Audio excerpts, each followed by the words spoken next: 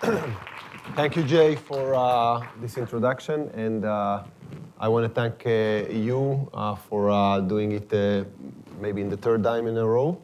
And thanks everybody for taking your time and joining us today. Hopefully this is going to be a worthwhile time spent for you at the end of the day.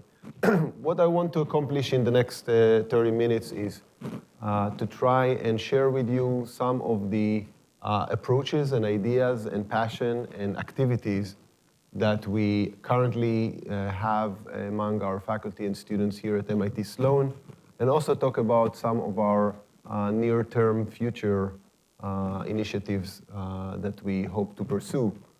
And I want to start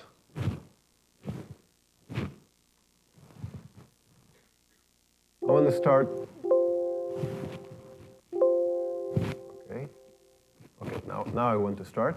I want to start with a simple example that will make things very concrete.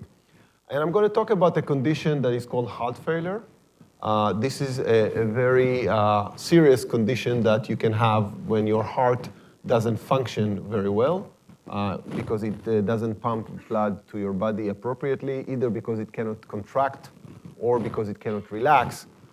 It's a chronic condition, so once you have it, you stay with it. And the prognosis is that you're going to deteriorate over time until a state in which you will either have to have a heart transplant or you're going to have to be supported by an external heart pump that costs $250,000 and will result a very miserable quality of life for you. If you think about dialysis, the equivalent of dialysis. And this is one of many chronic conditions that many people in the US have and actually increasingly have. So in fact, this is actually going to be an epidemic. The projection is that by 2030, 2.5% of the population in the US will have a heart failure condition. And this is just one chronic condition. There are many of them. We're talking about a rate of about close to 1 million new patients every year that are being diagnosed with this condition. And actually, those patients cost a lot. We are talking about over 1 million hospital days a year now because of heart failure conditions. And we are projected to have a cost by 2030 of annual cost of $70 billion just for this condition, which is equivalent to around $250 for each person in this country. And we are talking about one condition. Now, what is the current approach of regulators and payers to address some of the issues around this chronic condition? One of the things that is very concerning about this condition is that people tend to not only get hospitalized very frequently, but they tend to get readmitted very frequently. So you have a situation when a patient got admitted to a hospital, got discharged, and within 30 days come back to the hospital for another hospitalization. And the current readmission rate the national rate is 25%. So that means that 1 of 4 admissions end up with a readmission within 30 days. And as a result, in response to that, in order to motivate better care of these patients, the government started to impose 30 days readmission penalties that basically implies that if your patient came back to the hospital within 30 days, no matter what the reason is, you're not going to be paid for that. And in fact, you might be penalized. And what was the response of the industry? So many systems started to actually invest extensively in programs that their main goal is to keep people from out of the hospital in the next 30 days after their discharge from the hospital. And they created these transition clinics and many other interventions that had some visible improvement.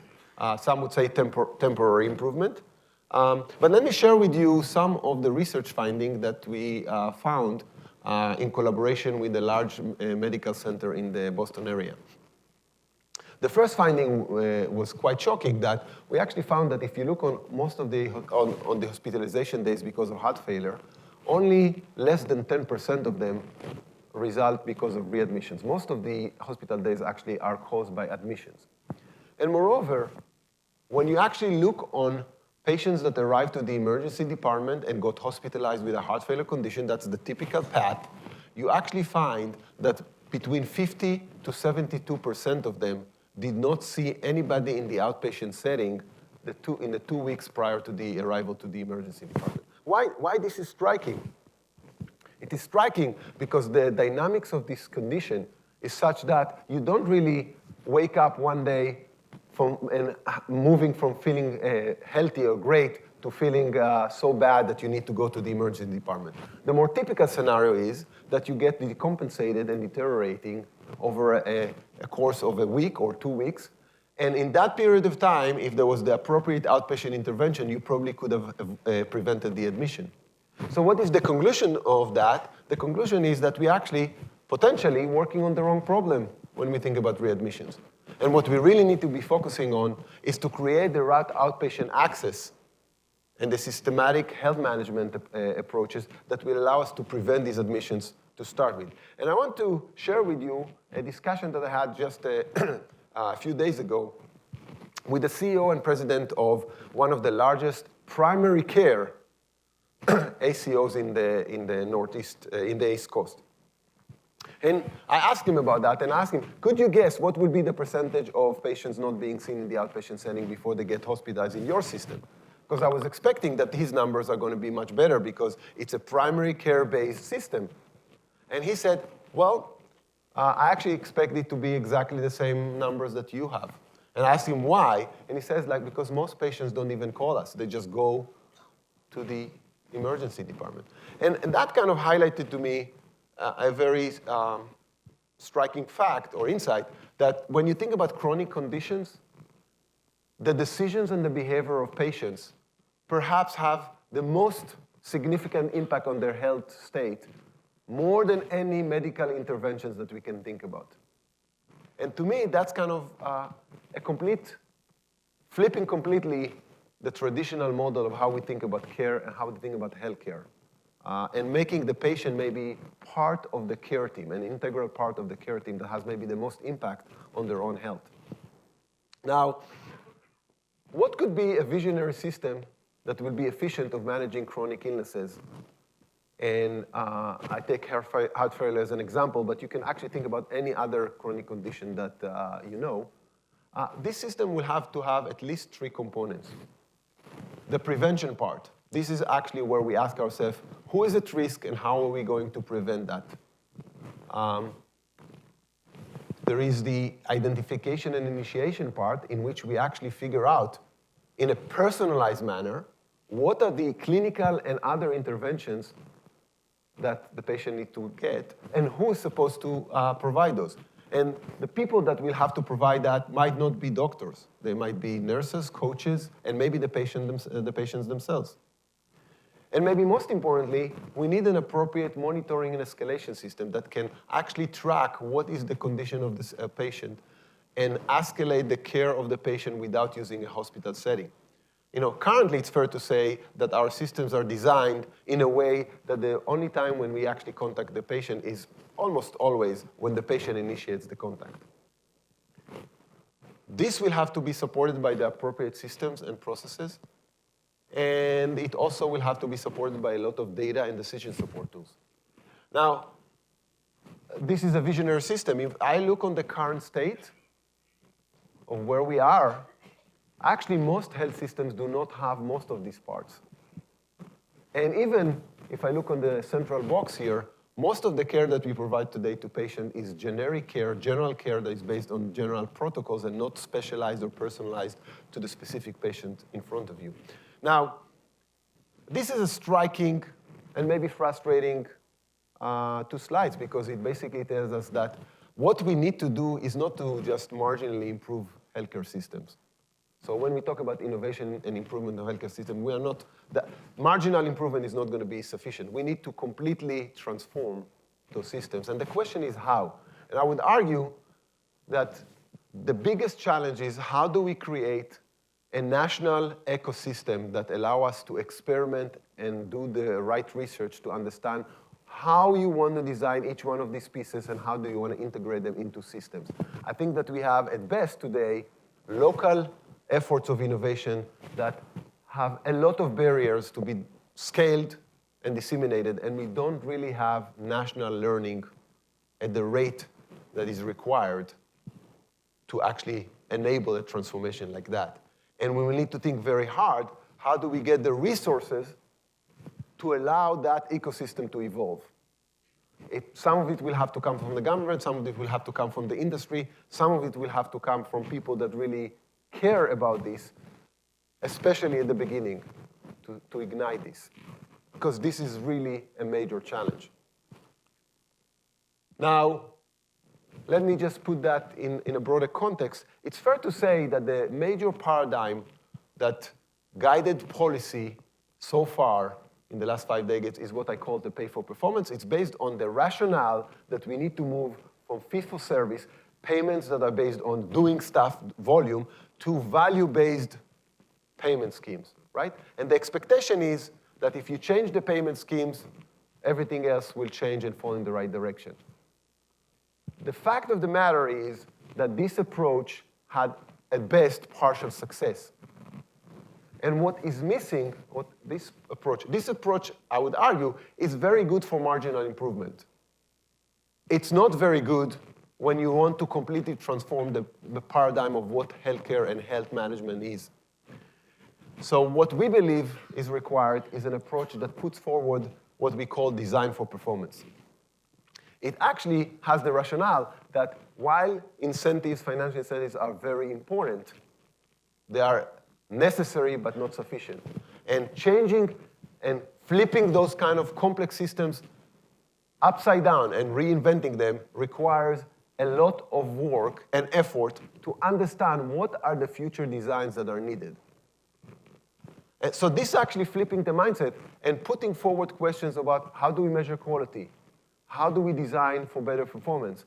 And then once you understand that, you have to, of course, think about how you incentivize those performance designs, those future designs, and really enable and remove the barriers for the transformation that is needed. I want to share with you a little bit about our faculty. Our faculty, we have about 30 faculty at MIT Sloan only, not to speak about MIT more broadly, that work on various angles of these problems. And they come at it from very different disciplines. Here are the areas where we have faculty actively working. But I want to highlight the two things that really makes this place special. We have great faculty in each one of these areas. Other universities have great faculty in each one of these areas. What makes us unique is that we integrate disciplines. Our faculty work with each other and integrate these disciplines to really think on systems in a very, very different way.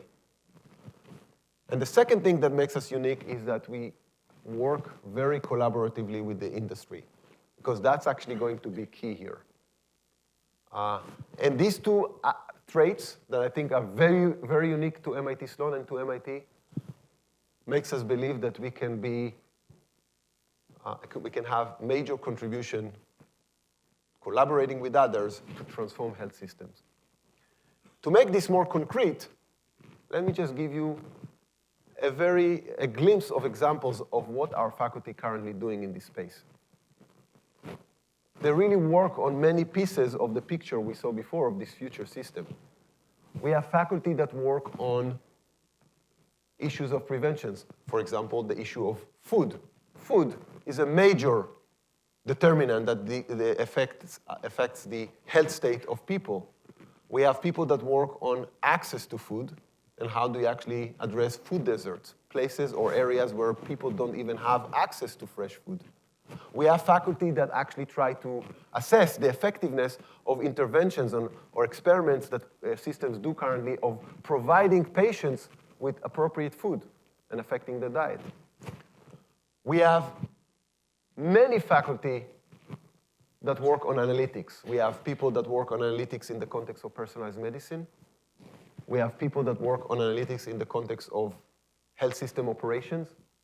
We have faculty that work on analytics in the context of how you actually take public resources, like kidneys, and allocate them in the most fair and efficient way. Data and analytics is going to play a major role, enabling role in the transformation that we are talking about. but it will have to be combined with aspects like workforce, like organizational design, and technology. And we have faculty that also work on that as well. What is common to all of these examples is that all of them are being done in collaboration with industry partners. Another thing that is striking about this picture, that this faculty, that the names appear here, actually represent people from finance, people from economics, people from operations, people from analytics, people from organizational studies, people from labor studies. That's the kind of diversity that we are able to bring to the table when thinking about these problems. I don't want to leave you at this high level. I want to take one particular example of one of my colleagues and talk about the kind of research that we do here at Sloan.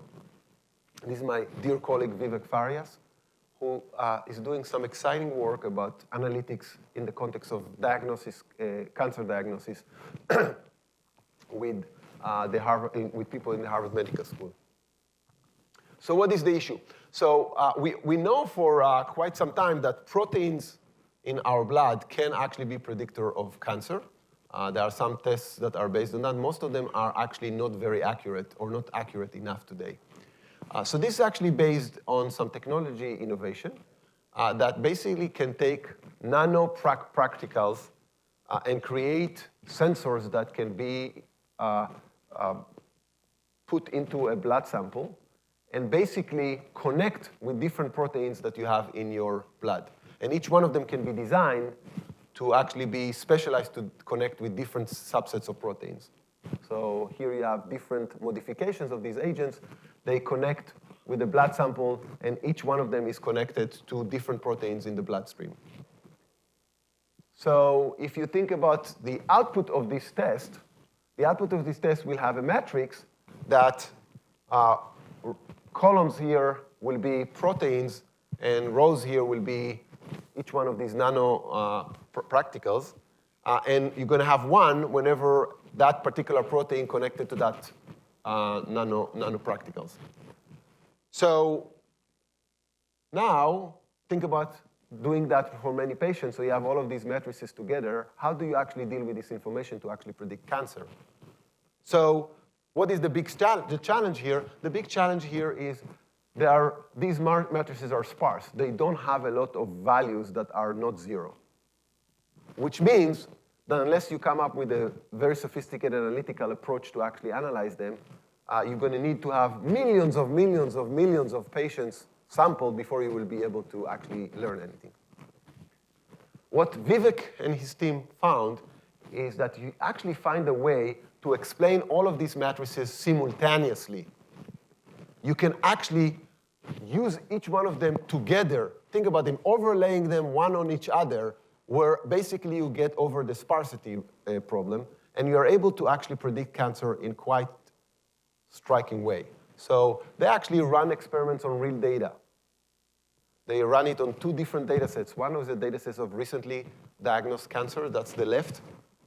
Their accuracy level of diagnosing not only if you have cancer, but actually what type of cancer do you have, is over 96%. But they also run it on a database of people that their blood test was taken several years ago, and then they were being followed. And what turns out is that they can actually predict the cancer in similar accuracy several years before these people actually had the cancer. Imagine that world where you can actually diagnose pancreas cancer several years before it occurs. You're actually moving from a disease that kills you to almost full recovery. I would dare you that there is no business school or management schools in the country that has faculty that do this kind of research. When I talk about this, it makes me proud to be part of this place.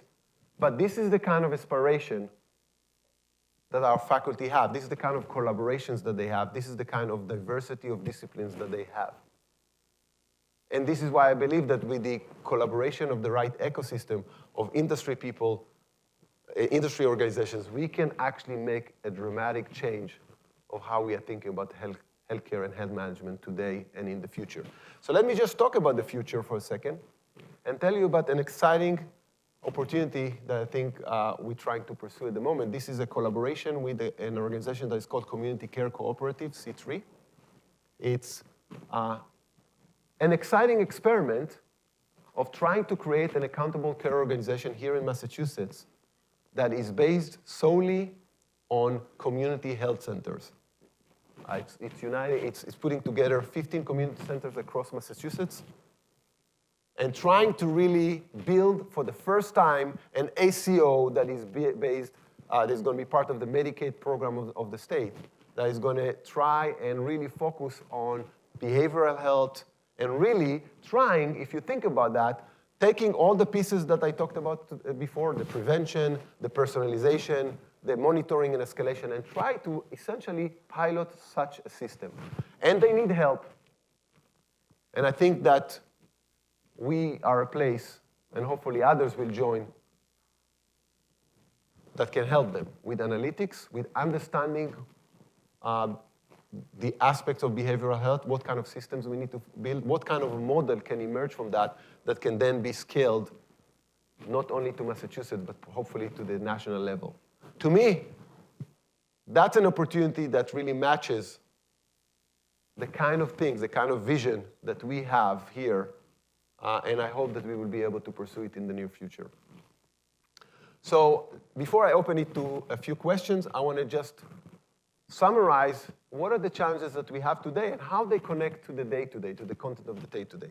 So if you think about what is needed from us, you think about prevention. Prevention at the end of the day, personalization, is going to be about really leveraging data and changing the paradigm of how we actually understand efficiency of care.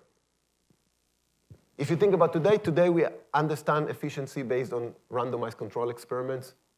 But if you actually believe that each one of us needs a specialized care or specialized intervention, it's actually flipping completely the needed approach to actually understand efficiency of interventions and care. We're going to have an exciting panel led by my colleague Dimitris Bertsimas about how you can apply machine learning to personalized surgery in cancer treatment. And we're going to have a keynote speaker from IBM Watson that will talk about what they see the potential of data to personalize care and medicine. Monitoring and escalation. It's really about changing our approach and focusing on how we actually engage with the patients throughout their lives. So there is a technology aspect to this, but I have to highlight as well that there is a workforce aspect to this, because it will really need to change our approach to how we think about the people that actually deliver the care. It's not going to be only qualified doctors and nurses. It might be family members. It might be other coaches. It might be community-based people. And we're going to have two exciting panels. The first one will talk about the workforce aspect of this, and we'll talk about, led by Paul Osterman, my colleague, that will talk about the health aid, home health aid workforce. And the second one will led by our MIT alum, Eran Broshi, that will talk about technology aspects and what kind of different companies that bring to bear technologies that can enable this kind of transformation. We talked about prevention. Prevention, to me, basically implies that we're going to have to think about health in a much more expansive manner than just the clinical and biological aspects. And we'll have to really consider and incorporate behavioral aspects, economic aspects. And I have to say, I think that our state of knowledge in this space is far less advanced than than how we understand biology, clinical aspects. There is a lot of work that we need to do.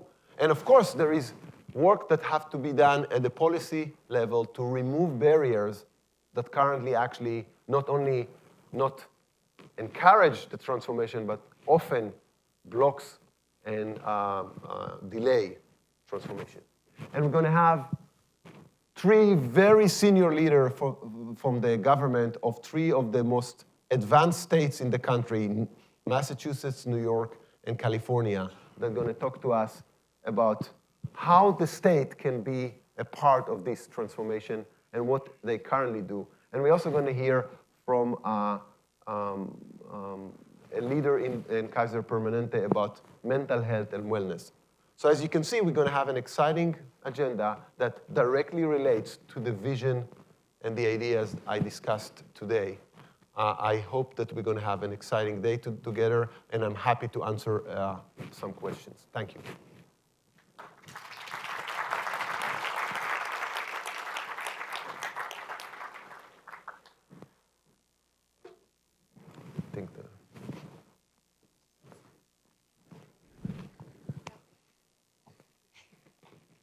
Now, your example of patients with heart failure, the patients arriving at a medical emergency room or at a clinic, what percentage, if you know it, are under the care of a cardiologist before those events? And of patients that do show up, what difference does it make? Great. So it makes no difference. We check that. So these are, if you're cared by a PCP only, or you're cared by a cardiologist, or you're cared by both, the same rate show up without seeing anybody.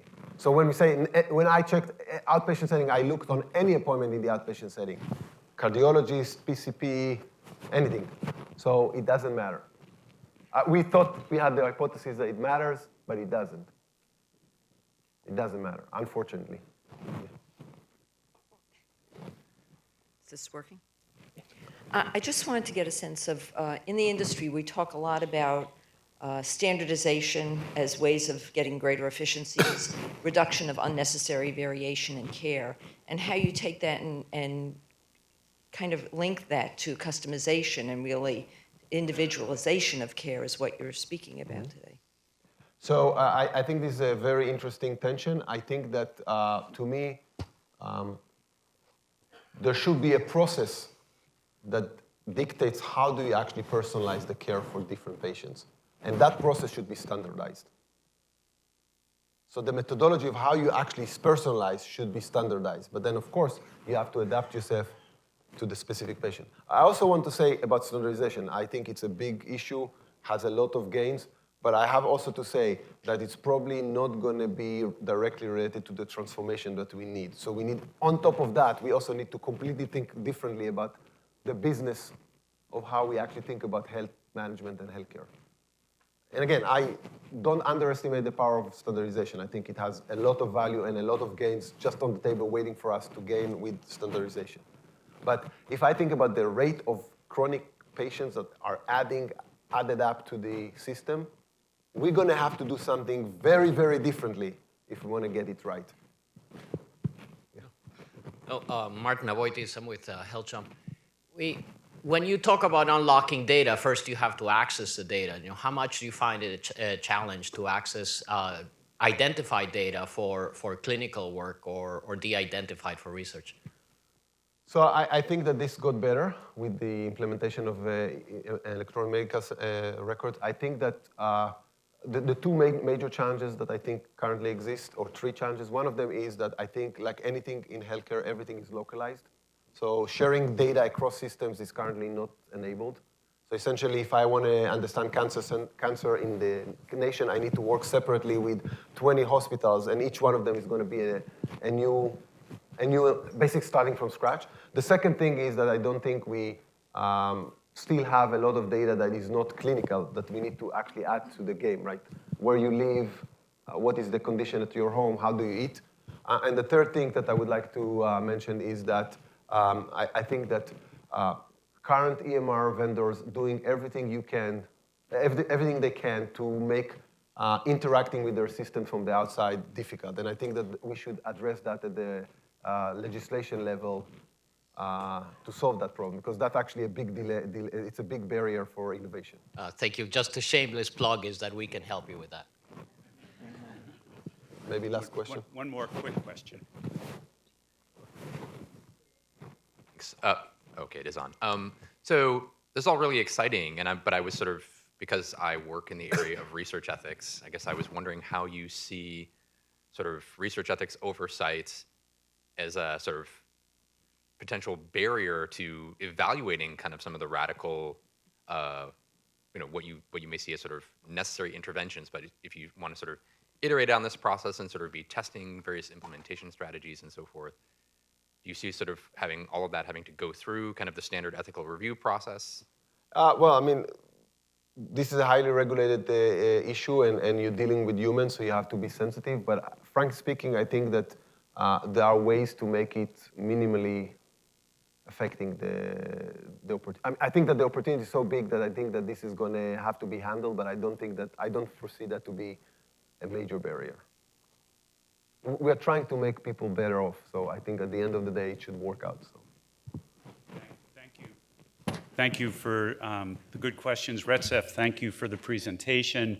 Retsef will be here all day. Feel free to corner him during the breaks or lunch and pose increasingly difficult questions to him.